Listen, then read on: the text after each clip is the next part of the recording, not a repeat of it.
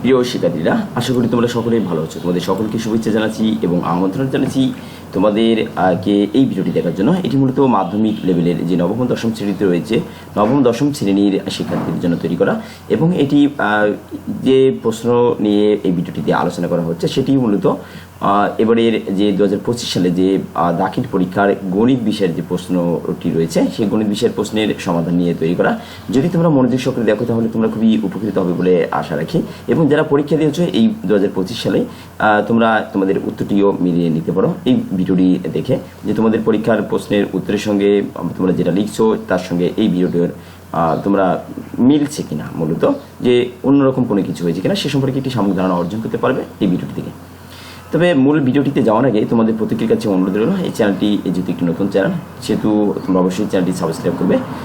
চলো আমরা এবার তাহলে প্রশ্নটির আরেকটা যে সমাধান দেখার চেষ্টা করি। এখানে দেওয়া আছে আমাদের 1 নম্বর যে তোমাদের 2025 সালে যে দাখিল পরীক্ষার যে প্রশ্নটি রয়েছে সেটি যদি তোমরা দেখো তাহলে দেখবে এইটাই রয়েছে তোমাদের প্রশ্নে, অর্থাৎ এটি আমি সেখান থেকে লিখে নিয়েছি।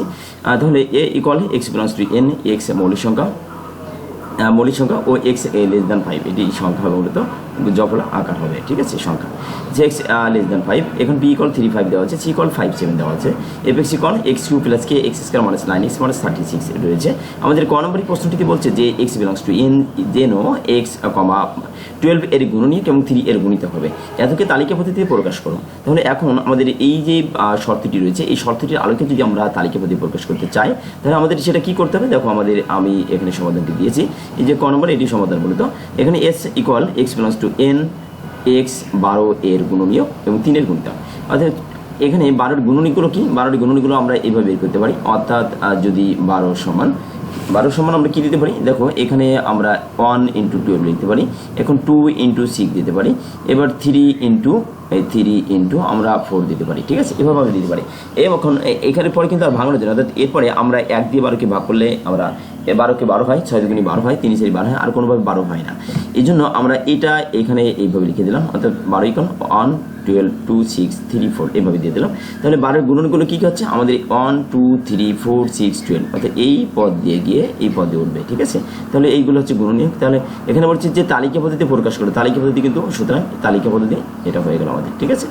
এখন আমাদের খ নম্বরে যেটি বলছে যে কে এর কোন মানের জন্য f3 = 0 হবে তা নির্ণয় করো। তো আমাদের এখানে কে এর কোন মানের জন্য মূল প্রশ্ন দেখো, মূল প্রশ্ন আমাদের বলা ছিল যে কে এর কোন মানের জন্য fx, এইখানে আমাদের যে fx এর যে মান দেওয়া ছিল এই মানের সাহায্যে নিয়ে আমরা এই খ নম্বরে সমাধান করব। তাহলে fx = যেটা দেওয়া রয়েছে আমরা সেই তথ্যটা এখানে লিপিবদ্ধ করব, যে fx = যা দেওয়া আছে এখানে লিখে নিলাম এই f3 আমাদের কে কোন মানের জন্য কত হবে, f3 = 0 হবে বলছে, তাই না।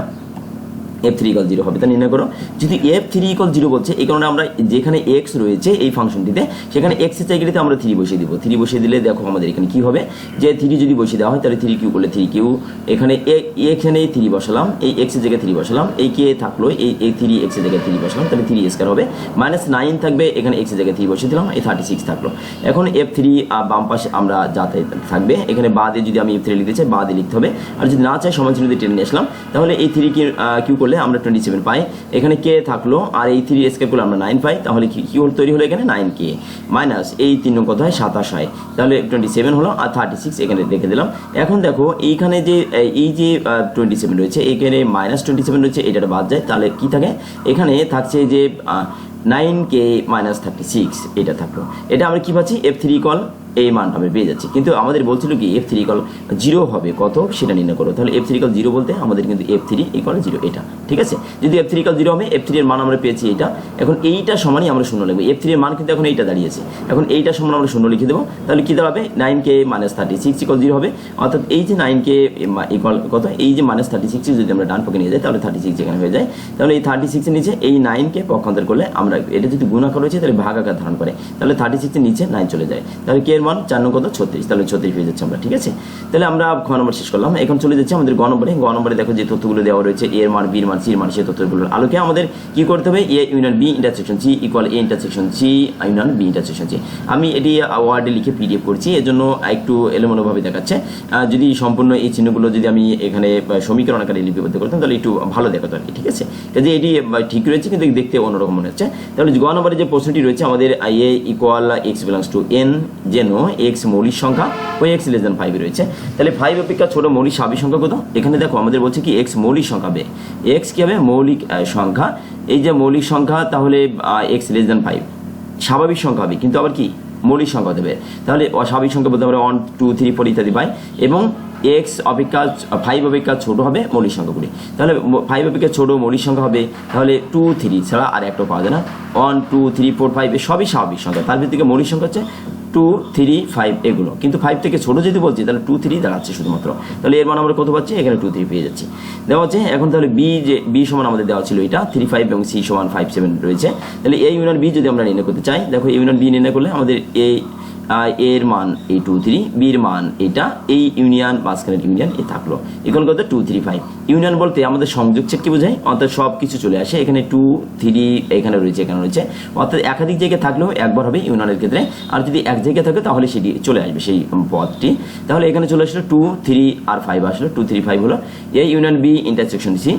ইউনিয়ন বি ইন্টারসেকশন সি যদি বলি, তাহলে এর মান আমরা এই যে মানটা পেয়েছি ইউনিয়ন বি এই অংশের মান এইটা, এটা আমরা এখানে ইউনিয়ন বি এইটুকুর মান এইটা, এই মানটা বসিয়ে দিলাম, এই ইন্টারসেকশনটা এই যে সির মান এখানে 5 7, সির মান 5 7 বসিয়ে দিলাম, তাহলে 2 3 5 আর 5 7, তাহলে এই 5 7 এই 5 এখানে ইন্টারসেকশন বলে শুধুমাত্র কমন জিনিসটা চলে আসে, এর জন্য কমন জিনিসটা কি আসে এখানে? এই দেখো এখানে 5 রয়েছে, এখানে 7 কিন্তু নাই, তাহলে শুধুমাত্র এই 5 মিল রয়েছে, এই 5 শুধুমাত্র এই জন্য কমন জিনিসটা এখানে 5 চলে আসলো, তাহলে আমাদের এইবার এর মানে আমরা 5 পেয়ে যাচ্ছি। আমাদের বাম পক্ষের যে তথ্যটি ছিল, এখানে দেখো বাম পক্ষের যে মানটি এই যে এই ইউনিয়ন বি ইন্টারসেকশন সি এই অংশের মান আমরা কত পেয়ে যাচ্ছি? 5 পেয়ে যাচ্ছি।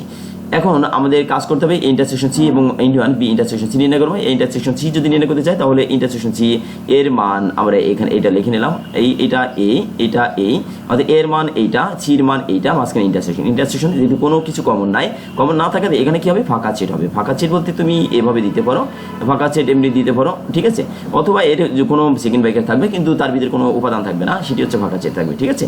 তাহলে এভাবে আমরা এটি লিপিবদ্ধ করলাম। এখন আমাদের যেটি করতে হবে, দেখো আমাদের আরও একটি অংশ রয়েছে, এই অংশের সাথে জড়িত এই যে বি ইন্টারসেকশন সি রয়েছে, এই অংশটার মান আমরা বের করবো। বি ইন্টারসেকশন সি যদি মান বের করতে চাই, তাহলে এই বির মান এইটা, এই ইন্টারসেকশন থাকলো মাঝখানে, এই সির মান এইটা আমরা দিয়ে দিলাম। এখন এটা কি করবো আমরা? ইন্টারসেকশন, অর্থাৎ কমন জিনিসটা চলে আসবে, তাহলে কি হবে? 5 মিল হচ্ছে 5 চলে আসলো। এখন আমাদের যে কাজটা করতে হবে, এই ইন্টারসেকশন সি ইউনিয়ন দিলাম এই বি ইন্টারসেকশন সি, এইটা কি? এটা আমাদের দেখো আমাদের বাম পক্ষে যে মানটা সেটা কিন্তু হয়েছিল 5 হয়েছিল, এই যে 5, তাই না? সরি, এখানে আমাদের একটুখানি এটা ডান পক্ষের মান, সরি এখানে এটা হচ্ছে কি আমাদের এই যে মূল যে মানটি ছিল, দেখো এই অংশটা সম্পূর্ণ আমরা মান বের করে নিচ্ছি এবার। তো এই অংশের সম্পূর্ণ মানটা বের করতে চাইলে আমাদের দেখো এই যে সম্পূর্ণ অংশটার মান আমরা এখানে লিখে নিচ্ছি, তাহলে এই অংশের মান এইটুকুর জন্য আমরা কত পেয়েছিলাম? ফাঁকা সেট পেয়েছিলাম, আর এই অংশের মান এইটা 5, মাঝখানে ইউনিয়ন থাকলো, তাহলে ফাঁকা সেট আর ইউনিয়ন বলতে কি শুধুমাত্র একটা উপাদান হচ্ছে 5, তাহলে 5 বের হলো আমাদের। তাহলে এই অংশের মান কিন্তু পূর্বে আমাদের এখানে 5 বের হয়েছে, দেখো এই অংশটার মান, এই যে অংশটা এই অংশটার মান এখানে 5 বের হয়েছে, এই যে অংশটা রয়েছে এই সর্বশেষ এই অংশটার মান, এই অংশটার জন্য আমাদের কত বের হয়েছে? এখানে 5 বের হয়েছে, তাহলে উভয় অংশের মান আমাদের 5 বের হয়েছে। কাজে আমাদের যে প্রদত্ত যে তথ্য দেওয়া ছিল তার কিন্তু মানে আমাদের সমাধানটি সঠিক রয়েছে, তাহলে দেখাতে বলছে বলে দেখানো হলো, ঠিক আছে। তাহলে আমাদের এখানে যদিও বাংলাগুলোর জন্য এখানে পিডিএফ করার ফলে একটু ভেঙে গিয়েছে, ঠিক আছে, তবু একটু মানে বুঝিয়ে দিচ্ছে যে এই লেখা আছে, দেখানো হলো। তাহলে এইভাবেই আমরা এটি সমাধান করলাম। আমাদের পরবর্তী যে প্রশ্নটি রয়েছে সেটি আমরা অন্য একটি ভিডিওতে থাকবে, তবে এই ভিডিওটি দেখার আমন্ত্রণ রইল এবং এই চ্যানেলটি সাবস্ক্রাইব করার অনুরোধ রইল। আবার বিশেষ সকলের সুস্বাস্থ্য কামনা করছি। ধন্যবাদ সকলকে ভিডিওটি দেখার জন্য।